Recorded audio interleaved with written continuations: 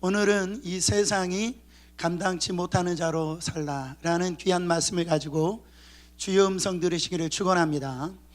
20세기의 최고의 작가이며 신학자라고 하는 이 C.S. 루이스라고 하는 분이 있습니다.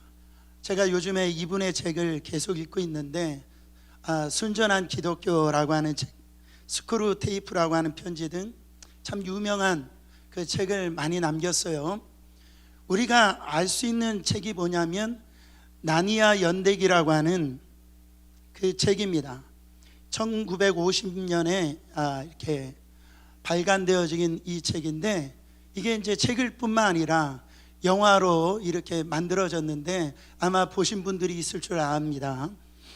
근데 이 작품에 이 아슬란이라고 하는 이 사자가 등장하는데요, 자신의 생명을 희생함으로 세상을 구원한 이 아슬란은, 이 C.S. 루이스는 바로 예수 그리스도를 상징하는 이 모습으로 이 책을 기록한 걸 볼 수가 있습니다.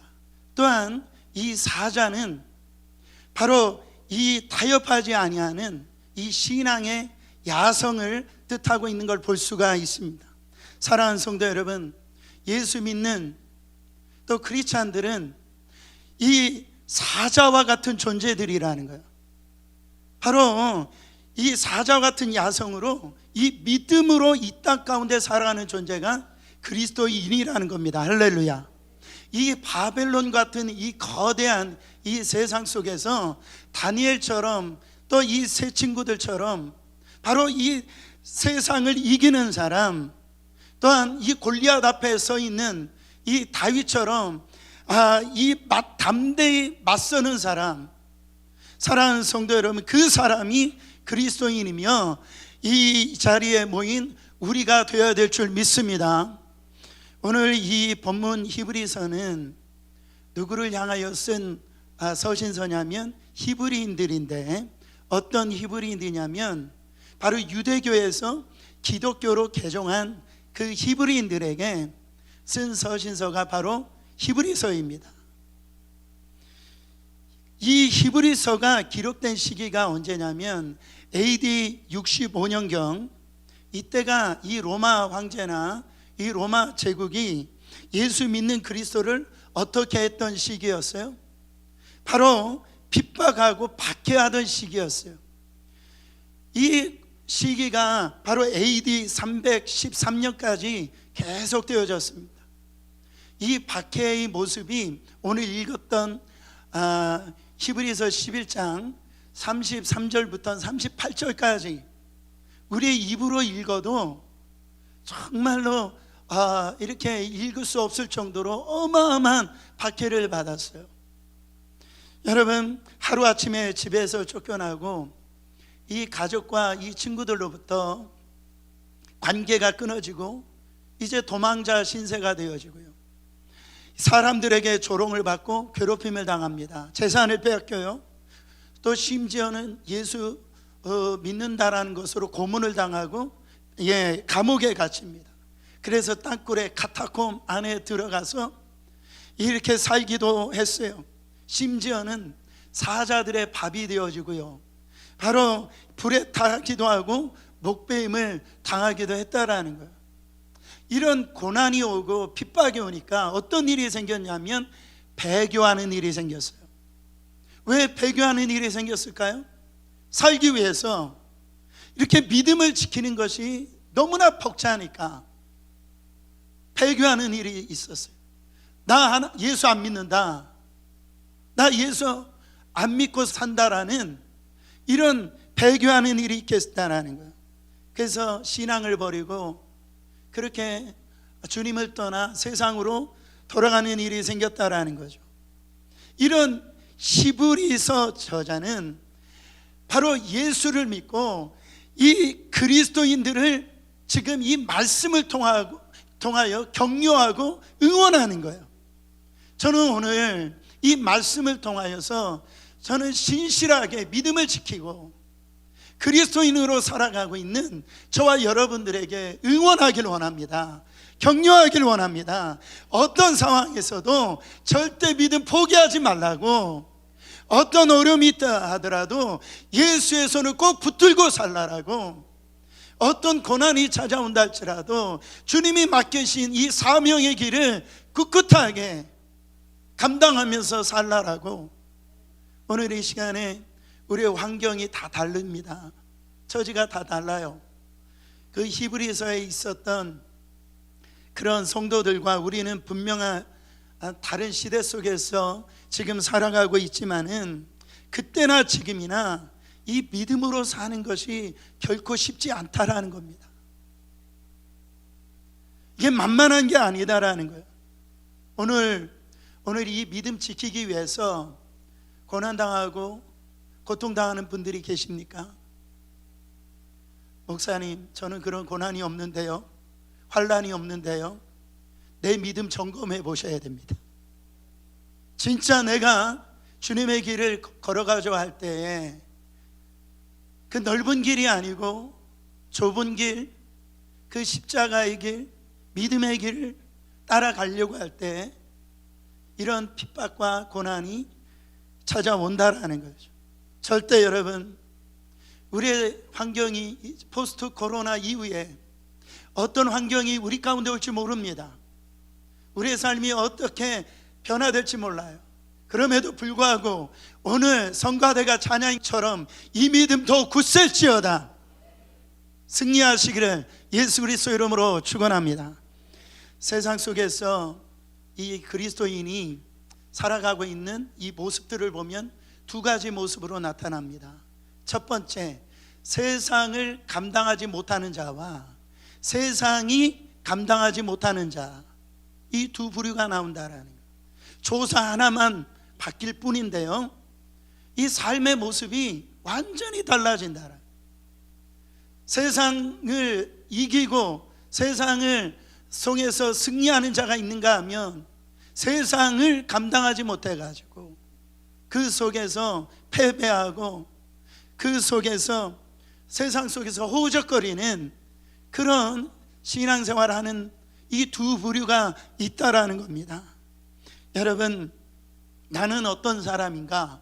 세상을 감당하지 못하는 사람인가? 아니면 세상이 나를 감당치 못하는 자인가? 여러분 한번 돌아보시기를 바랍니다. 첫 번째, 세상을 감당하지 못하는 자인데, 이런 사람들은 어떤 사람이에요? 교회는 다니지만, 말씀은 듣지만은 바로 손해를 보거나 어려움을 당할 때 이 세상의 눈치를 보고 이 세상이 원하는 대로 끌려다니는 사람이에요. 그러니까 이런 신앙은 적당하게 신앙생활하는 사람이에요. 한쪽 발은 교회에다 두고 한쪽 발은 세상에 두어서 자기의 유익이나 자기의 어떤 목적에 맞지 않을 때에 그렇게 요동하는 사람, 흔들리는 사람, 여러분 늘 세상에 맞춰가면서 사는 사람, 세상을 감당하지 못하는 사람이, 교회를 다니는데도, 직장에 다니는데도, 이 가정에 가는데도 세상 일은 더 잘하고, 그러다 보니까 세상에서는 인기도 누리고 어떻게 보면 분위기도 잘 띄운다라고 하지만은 들어가 보면은 직장에서 학교에서 예수 믿는 자인지를 모른다라는 거예요. 내가 예수 믿는 자라고 하는 그런 이런 자신감이 없어요. 이런 청소년 청년들은요, 시험대가 되어지면 교회 안 나옵니다. 왜일까요? 예배보다 성적이 더 중요한 거예요. 바로 하나님보다 대학이 더 중요하기 때문에 그래요. 여러분, 어른들은요, 예배보다 취미생활을 더 우선순위가 되어 있는 분들이 있어요. 그렇게 새벽 예배는 안 나오시는데 골프 치러 가자면 새벽부터 일어나가지고 완전무장을 다 하는 분들이 있어요. 전날부터 설레가지고. 여러분, 그러면서 이런 건 어떤 태도입니까? 하나님의 관계보다도 이런 사람들과의 관계, 세상 사람과의 관계를 더 중요시 여기기 때문에 그래요. 그래서 그런 분들은 이런 말을 자주 합니다. 아니 목사님, 세상에 뭐 술 먹지 말라라고 하는 것이 성경에 어디 있습니까? 목사님, 열심히 돈 벌어야지 제가 그 돈으로 성공하고 교회다 헌금해야 되지 않겠습니까? 여러분, 지금 그 얘기하는 게 아니에요. 뭔가 뭘 마시고 피우냐 뭐 그런 얘기하는 게 아닙니다. 지금 본질적인 질문을 하는 거예요. 당신의 삶의 진짜 주인이 누구냐라는 이런 본질적인 질문을 하고 있는 거예요. 여러분 보세요. 이 로마 황제나 제국들이 그리스도인들을 왜 그렇게 핍박을 했어요? 왜 그렇게 어려움을 갖다 준 이유가 뭔지 아십니까? 그건 다른 이유가 아니었어요. 그리스도인들도 그 당시에 세금을 다 냈다고. 그것은 바로 그리스도인들이 예수를 뭐라고 불렀기 때문에, 그 이유 때문에 그들은 핍박과 어려움을 당했어요. 바로 이 그리스도인들은 예수님을 주라고 불렀어요. 뭐라고 불렀다고요? 주라고. 헬라어로 큐리오스, 라틴어로 이 도미너스라고 하는 단어를 쓴데, 예수 그리스도가 내 삶의 주인이십니다. 기독교인들이 교회 다니면서 제일 많이 사용하는 단어가 할렐루야, 아멘, 주여라고. 그래가지고 우리가 기도할 때마다 주여 삼창하잖아요. 근데 그 주여라는 의미가 뭡니까? 예수 그리스도가 내 삶의 주인이십니다, 이렇게 고백하는 거예요. 당시에 로마가 전 세계 패권을 이렇게 차지하고 있었는데, 로마가 이 다스리는 모든 땅에 누가 주인입니까? 로마 황제가 주인이에요. 아니요, 나아가서 로마 황제가 신이었어요. 근데 이 그리스도인들이 바로 이 십자가에서 죽인 그 예수를 주라고 부르는 거예요. 자기 왕이라고 부르는 거예요. 그러니까 로마 황제가 주인인데 자기를 경배해야 되는데 자꾸 예수를 주인이라고 하니까 그들을 핍박해가지고 예수 믿는 자들을 갖다가 거꾸로 드리려고, 이 신앙을 포기하고 만들려고 그랬단 말입니다. 제가 본 어떤 자료에 보면 이 로마 황제 가이사가 주님이라고 고백을 해가지고 그 원형 경기장에 이 굶주린 사자 앞에 이 죽은 자가 6만 명이나 되어진답니다. 우리는 통성 기도할 때 주여라고 자유롭게 부르는 그 이름 자체가 그 생과 사를 구분하는 그 고백이라는 거예요. 자신의 목숨을 걸어야 되는 큰 결단이 있어야 하는 그런 고백이라는 거죠. 세상이 왜 기독교인들을 핍박을 할까요? 어려움을 줄까요? 예수 믿는 사람들은 세상의 법과 세상의 원리, 세상 기준을 버리고 바로 하나님의 나라와 하나님의 법과 하나님의 그 기준을 가지고 살려고 하기 때문에 그래요. 세상을 지배하는 악한 마귀는 바로 세상의 왕, 그를 갖다가 숭배하라고 하지만, 그를 따르라고 하지만은 이 주님을 왕으로 섬기기 때문에 그리스도인들을 핍박하는 겁니다.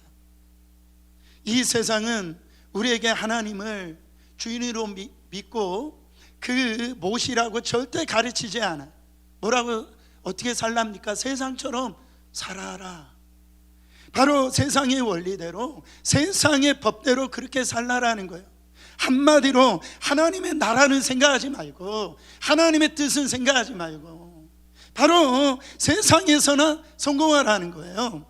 그래서 성공이 주인이라고 가르치고, 권력이 주인이라고 가르치고, 성적이 주인이라고 가르치고, 쾌락이 주인이라고 가르친단 말입니다.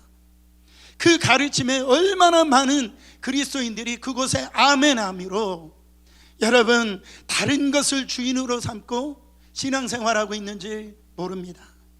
그러다 보니까 어떻게 세상을 감당할 만한 힘이 있겠어요?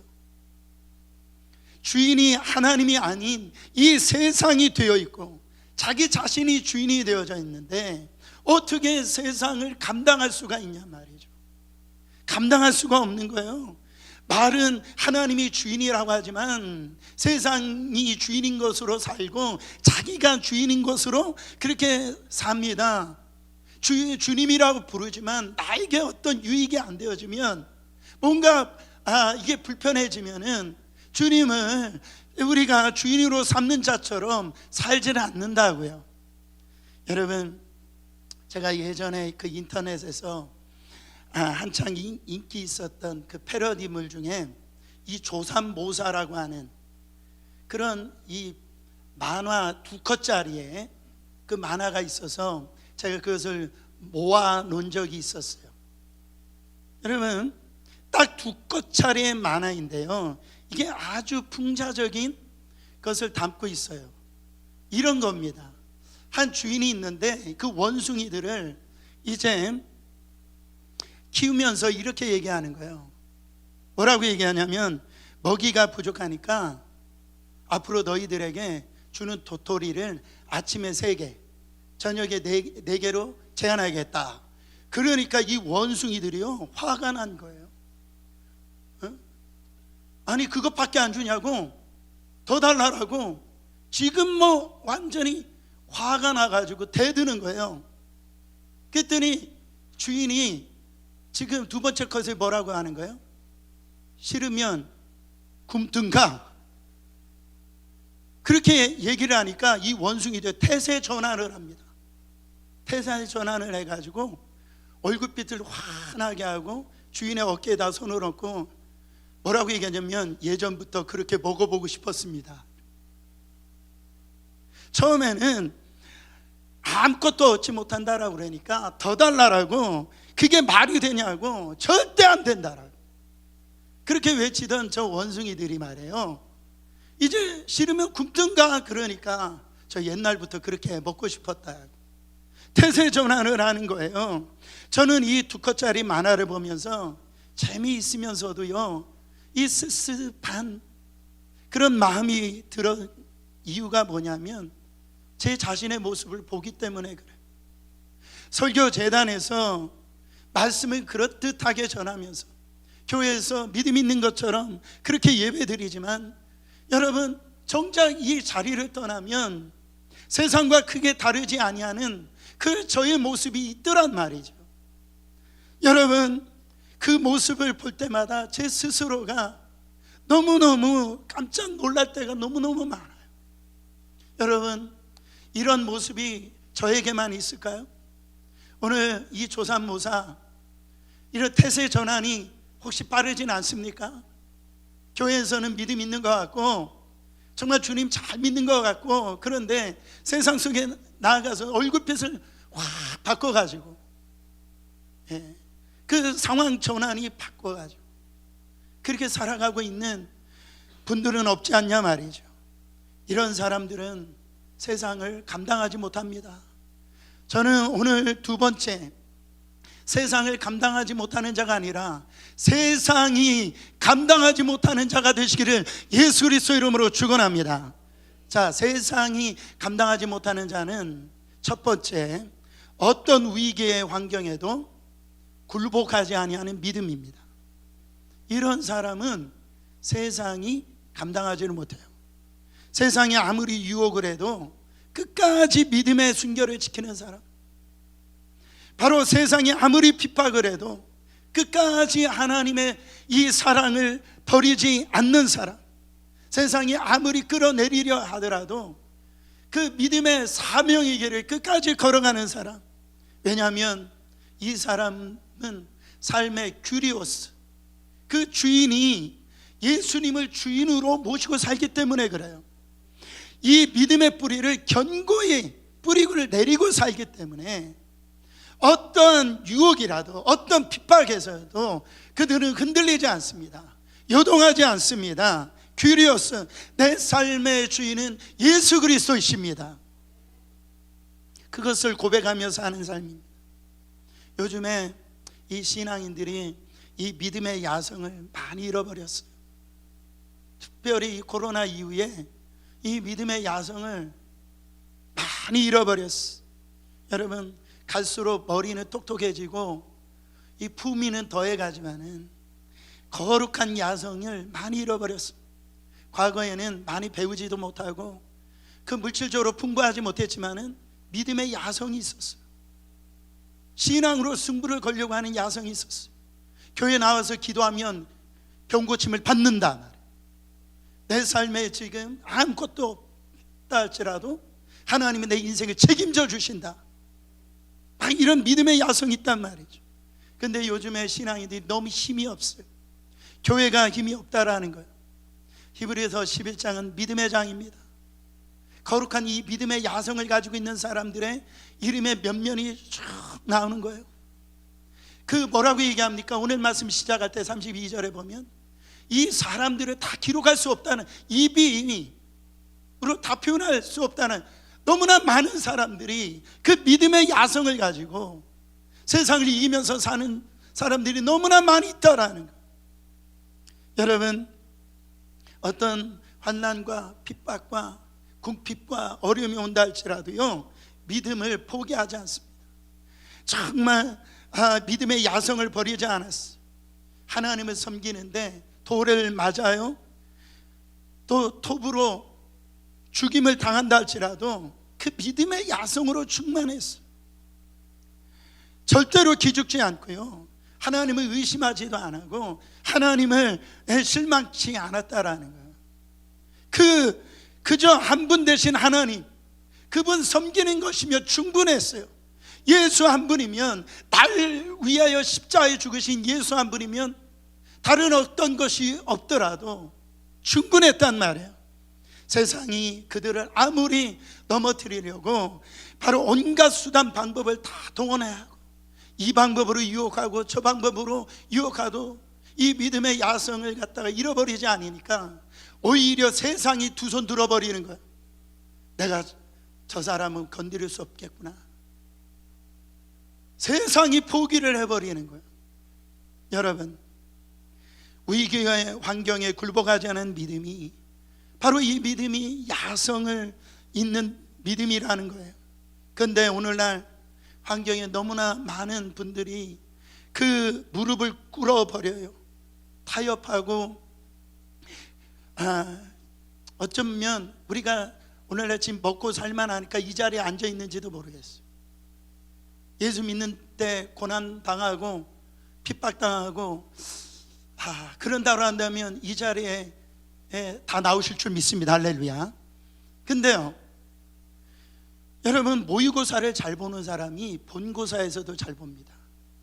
제가 무슨 얘기를 하냐면, 여러분, 교회에서 성질이나 이렇게 부리고 그냥 이렇게 삐딱삐딱하고요, 삐져가지고 말끝마다 시험 받았다라고 그 얼굴 보면 시험 중이야. 예, 여러분, 절대 그런 걸 가지고 세상을 이길 수가 없어요. 바로 자존심 하나 못 죽인 사람이 어떻게 주를 위해서 삽니까? 그렇죠? 그래요, 안 그래요? 비 온다라고 교회 안 나오고, 춥다라고 교회 안 나오고, 저 사람이 뭔가 나한테 뭐 이상한 말했다라고 교회 안 나오고, 어떻게 믿음으로 승리할 수 있냐라는, 제가 솔직하게 얘기하는 거예요. 정신 바짝 차려야 됩니다. 우리 옆 사람에게 그렇게 말해 주세요. 정신 바짝 차리세요.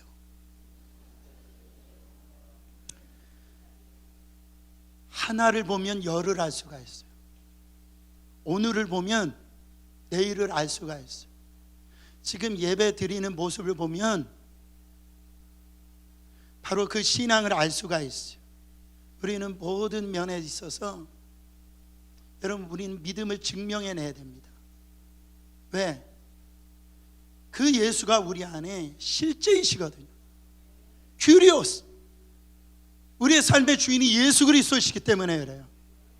그 환경을 뛰어넘게 하시는 분, 그 어려움을 극복하게 만드시는 분, 우리가 다른 것이 없다 할지라도 내 삶 안에 우리의 영혼을 만족시키시는 분, 그 예수 그리스도가 우리의 주인이시기 때문에 그래요.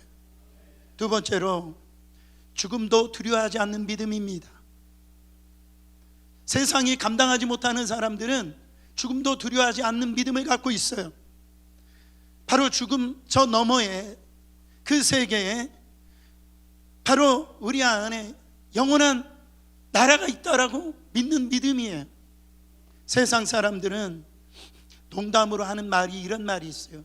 그냥 이건 웃은 얘기입니다. 그냥 농담이에요. 그게 뭐냐면 세상에서 제일 무서운 사람들은 소방수래요. 소방수가 왜 무서워요? 물불을 안 가린대요. 그래가지고 무섭대요. 근데 이 소방수보다 더 무서운 사람이 있답니다. 그게 시각장애자예요. 눈에 뵈는 게 없대요. 아니, 이거 상처받으라고 한 얘기 아니에요. 그냥 제가 다른 얘기를 하려고 이 말을 표현하는 겁니다. 세상에서 가장 무서운 사람이 누군지 아세요? 예수 믿는 사람이에요. 왜 예수를 믿습니까? 세상은 죽음을 가장 두려워한다고요. 근데 예수 믿는 사람은 죽음을 두려워하지 않아요. 죽음 너머에 우리가 가야 될 그 집이 있다라고 믿는 사람들이라요. 그게 복음입니다. 죄의 싹은 사망이에요. 우리의 힘으로 죄를 이길 수 있는 능력이 없기 때문에 예수 그리스도가 십자가에서 우리의 죄를 대신 짊어지시고 죽으심으로 말미암아 사흘 만에 부활하셔서 바로 부활의 첫 열매가 되셨단 말이에요. 사망 권세를 깨뜨리신 분이 우리의 주인이시라고요. 그 예수를 우리 안에 오신 그 예수가 영으로 우리 안에 오셔서 우리를 자녀 삼아 주시고 성전 삼아 주셨으니, 여러분, 우리는 살아도 천국이요 죽어도 천국이요. 죽음 너머에 있는 삶을 살기 때문에 어떤 고난이 오든 어려움이 오든 핍박이 오든 내가 죽음의 자리에 있다 할지라도 우리는 그 죽음을 두려워하지 않기 때문에 세상이 우리를 감당하지 못한다라는 35절 말씀 보세요. 여자들은 자기의 죽은 자들을 부활로 받아들이기도 하며 또 어떤 이들은 더 좋은 부활을 얻고자 하여 심한 고난을 받되 구차히 풀려나기를 원하지 아니하였습니다. 감옥에서 지금 심한 고난을 받습니다. 근데 퀴리오스, 예수가 나의 주인이십니다, 이 말을 하면 풀려날 수 있는 거예요. 근데 구차하게 그런 말을 하지 않는답니다. 더 심한 고난을 받기를 작정을 하는 거예요. 여러분, 이 순교자적 믿음을 가진 사람이에요. 에스더처럼 죽으면 죽으리라, 순교자적인 믿음을 가진 사람, 우리가 죽을지라도 죽은 이후에 더 좋은 부활이 우리 가운데 기다려지고 있다. 그 주님이 우리에게 큰 상급을 주신다. 여러분, 이 죽음을 초월하는 그 믿음 있기 때문에 우리는 날마다 우리가 어려움 속에서, 고난 속에서, 그 핍박 속에서 찬양할 수가 있기에 세상이 감당하지 못하는 사람이 된다라는 거예요. 여러분, 터키에 성지 순례하신 분들이 있는지 모르지만 거기 가보면은 이 폴리갑 순교 기념교회가 있어요. 저는 안 가봤기 때문에 제가 인터넷으로 찾아봤어요. 거기 보니까 폴리갑 순교교회 들어가 보면 천장에 이 성화가 거기에 그려져 있어요. 이 폴리갑은 그 서머나 교회의 지도자인데요, 감독이었었는데 이 폴리갑은 체포를 당하게 되고 바로 이 화형단에 서게 되어집니다. 그때 로마 병사들이 폴리갑에게 이렇게 말해요. 네가 하나님을 믿지 않는다, 그 한마디만 하면, 나는 예수님을 믿지 않는다, 그 한마디만 하면 너는 이 자리에서 내려올 수 있고 네가 원하는 것을 다 주겠다, 그렇게 얘기를 합니다. 그때 이 폴리갑이 그 화형단에 불이 붙기 전에 뭐라고 얘기합니까? 여러분, 예수님은 지난 86년 동안에 한 번도 나를 부인하신 적이 없는데 내가 어떻게 예수님을 부인하겠는가? 내가 지금 80년 이상을 살아가면서 때로는 죄를 짓고 때로는 실패하고 때로는 넘어졌지만 단 한 번도 예수님은 나를 포기하신 적이 없는데 나를 부인한다라고 부인한 적이 없으신데 내가 어떻게 이 자리에서 예수님을 부인하겠는가? 여러분, 그 화영단의 죄로 그 고백을 하며 사라졌어요. 이런 사람은 세상에 어떻게 감당할 수 있겠습니까? 2세기에 활동한 순교자 유스티누스라고 하는 분의 이 고백을 제가 읽는데요, 가슴이 먹먹해지는 거예요. 우리는 원수를 위해서 기도한다. 부당하게 우리를 미워하는 사람들에게 그리스도의 아름다운 율례를 따라 살도록, 그래서 그들도 만유의 주제이신 하나님께 우리와 동일한 복된 소망을 누리는 자들이 되도록 기도한다. 생명을 빼앗고 가족을 빼앗고 모든 것을 빼앗았던 그들을 위해서, 원수를 위해서 나는 기도한다. 여러분, 이게 쉬운 일이에요? 이게 쉬운 일이냐고. 그러나 그렇게 살 수 있었건 날 대신하여서 십자가에 죽으신 그리스도의 사랑에 빠지다 보니까, 그 은혜가 놀랍다 보니까, 사랑하는 성도 여러분, 그것이 경험이 되다 보니까 나를 핍박하고 나를 미워하는 자를 위해서 기도한답니다. 그들을 위해서 나는 기도한답니다. 여러분, 이런 믿음이 있으세요? 나에게 고통을 주고 나에게 힘들게 만들고 나에게 정말 억울한 일을 당하게 만드는 그 사람들을 위해서 우리는 미워하기만 하고 정죄하기만 하고, 여러분, 그런 믿음 가지고 세상을 감당하지 못해요. 그러나 오늘 우리에게 이 말씀이 새겨지기를 원합니다. 여러분, 다른 사람 비록 나를 미워한다 할지라도, 나를 용서하지 못한다 할지라도 나는 예수 그리스도의 십자가의 사랑을 입은 자야. 나는 믿음으로 그 사람을 위해서 기도해주고 용서해 줄 수 있는 세상이 감당하지 못하는 자들이 되시기를 예수 그리스도의 이름으로 축원합니다. 여러분, 오늘 우리는 하나님 믿고 교회에 다닌다라고 해서 사실은 이 히브리서 기록될 당시에 핍박을 받는 것도 아닙니다. 물론 신앙 때문에, 그 믿음 때문에 가정에서 어려움을 당하고 무시를 당하고 그런 어떤 불이익을 당할 수도 있지만, 제가 그런 얘기를 들을 때 참 마음이 아프지만은, 여러분, 목숨이나 재산이나 가족을 빼앗기는 그런 고난을 당하고 있지는 않아요. 하지만 그렇다고 해서 믿음으로 사는 것이 결코 쉽다라고 하는 말씀을 드리는 게 아닙니다. 지금은 그때와 비교할 수 없을 정도로 다양한 방법으로 이 유혹들이 우리의 믿음을 지금 노리고 있다라는, 오히려 지금 나를 무너뜨리려고 하는 유혹이 더 강하게 역사하고 있는지 몰라요. 내 삶의 주인은 예수 그리스도이십니다. 이 고백을 빼앗아 가려고 한단 말입니다. 그렇게 지금 이 시대를 살아가고 있는 저와 여러분들은 우리만의 삶의 방식과 고백이 있어야 될 줄 믿습니다. 나는 한 명의 그리스도인으로서 어떻게 살아갈 것인가? 나의 진짜 소망은 무엇인가? 그런 이 우리끼리만 모여가지고 그냥 우리만의 왕국을 세우는 그런 사람이 되어서는 안 되고요, 그리스도인들이 각자의 가정과 직장과 사업장, 그런 이 세상 속에서 예수의 사랑을 실천하면서 이기적으로 살지 말고 다른 사람을 섬겨주면서 바로 그렇게 살아가야 될 줄 믿습니다. 내가 좀 먼저 양보를 하고요, 내가 먼저 덮어주기를 원합니다. 우리가 너무 욕심을 많이 차려지는 거예요. 그래서 예수의 삶을 좀 보여주고, 이 바로 세상이 감당하지 못하는, 세상이 좀 놀랄 수 있는 그런 삶을 살아가기를 원합니다. 한편으로는 죄에 대해서는요, 세상과 타협하지 않고 주님의 말씀에 삶의 뿌리를 내리는 거예요.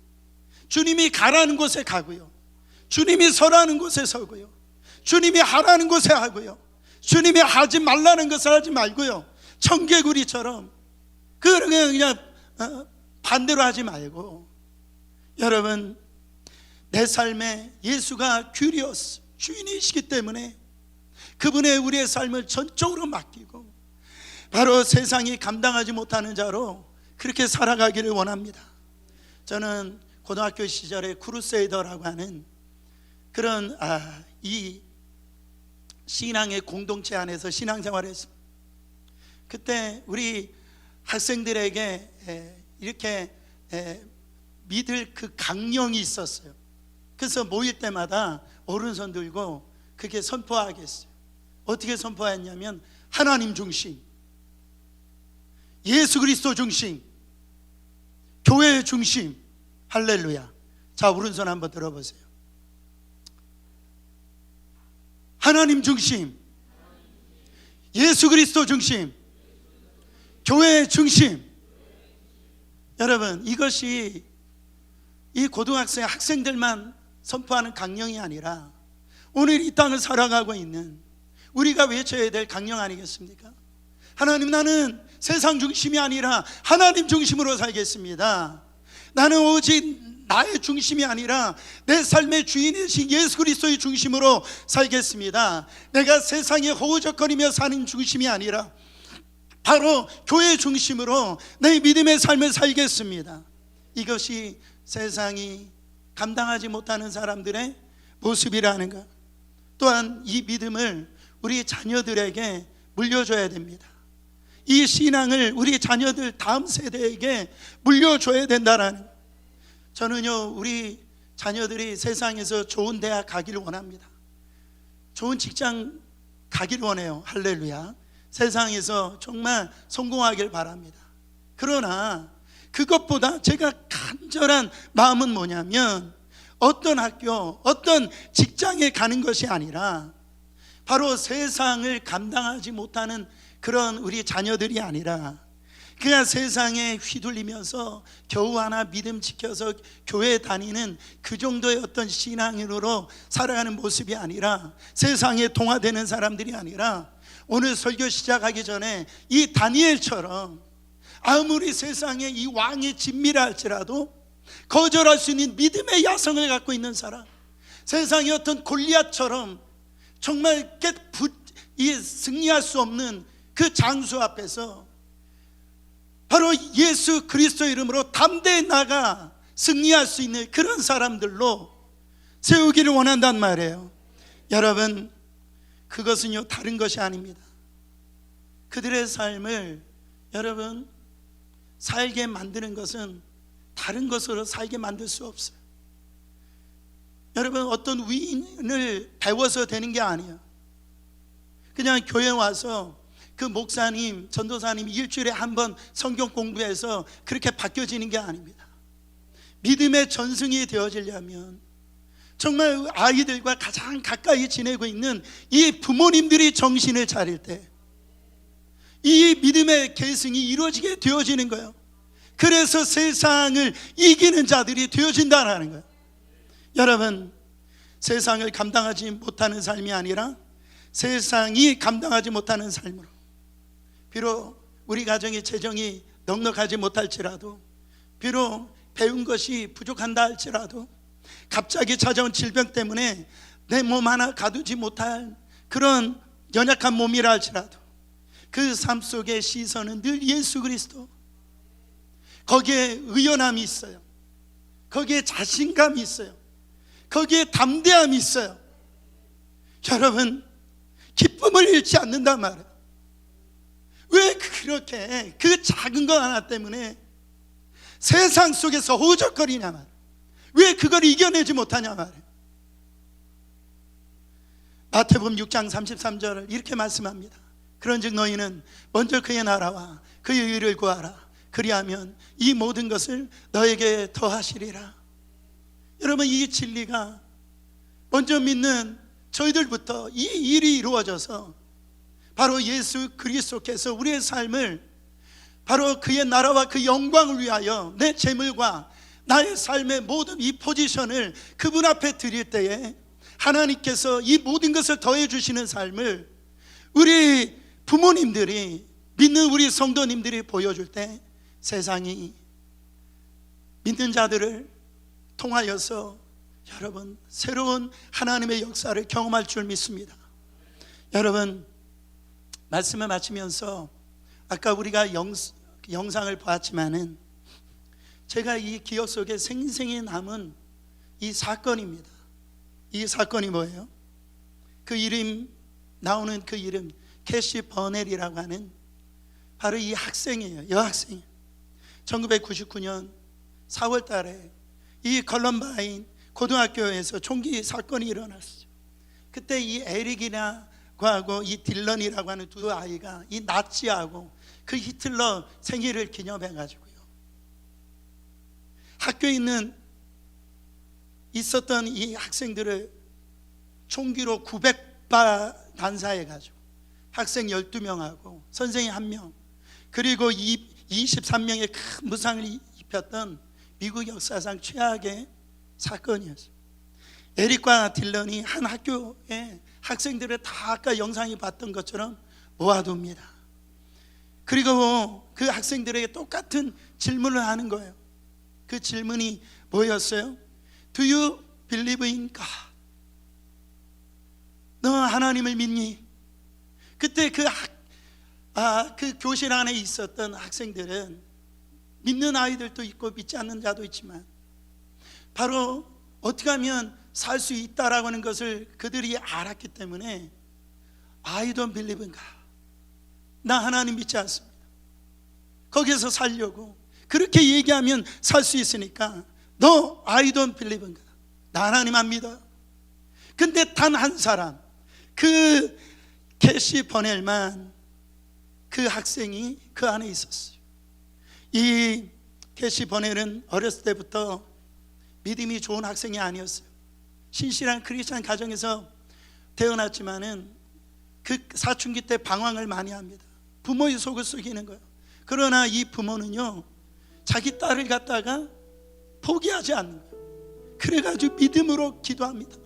하나님 앞에 돌아오라고 기도합니다. 그 기도의 열매로 한 수련회에 갔을 때 그가 예수 그리스도를 만나요. 인격적으로 만납니다. 나 이제 주님을 위해서 살겠습니다. 거기서 고백을 하는 거예요. 그때 다녔던 학교가 미션 스쿨이었는데 이제는 내가 만난 이 예수 그리스도를 정말로 알지 못한 내 친구들에게 이 복음을 전해야 되겠다. 그래가지고 학교를 전학을 합니다. 전학을 와서 그 고등학교에서 복음을 전하다가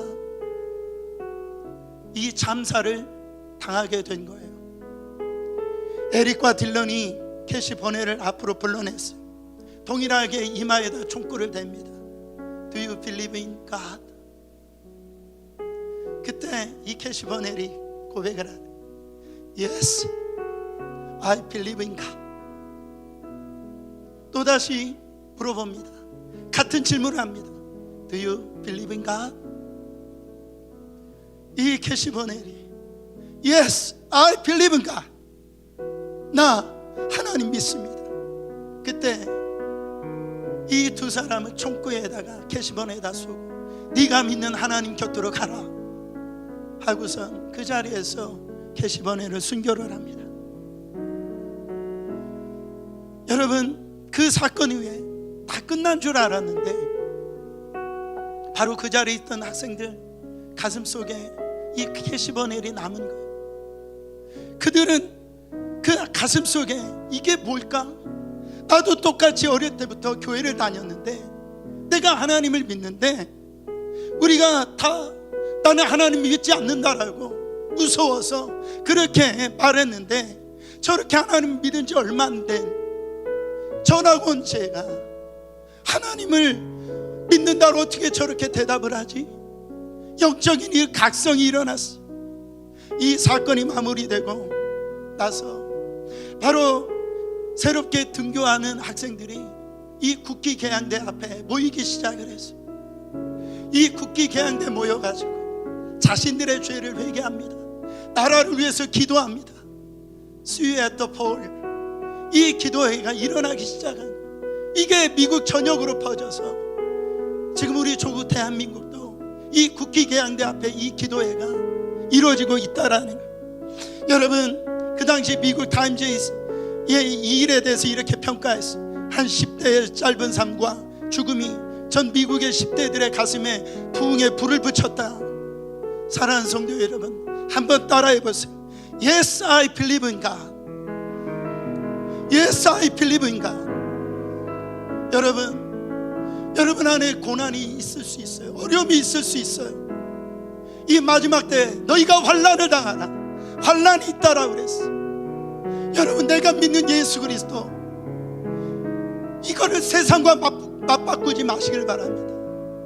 정말로 나는 하나님을 믿는 자로서 이 세상이 감당하지 못하는 자로, 그게 나아가 하나님의 영광을 드러내고요, 우리를 통하여서 하나님을 믿는 자는 바로 저렇게 믿어야지 영적인 이 부흥을 일으키는 이 캐시 버넬과 같은 한 사람 되시기를 예수 그리스도 이름으로 축원합니다.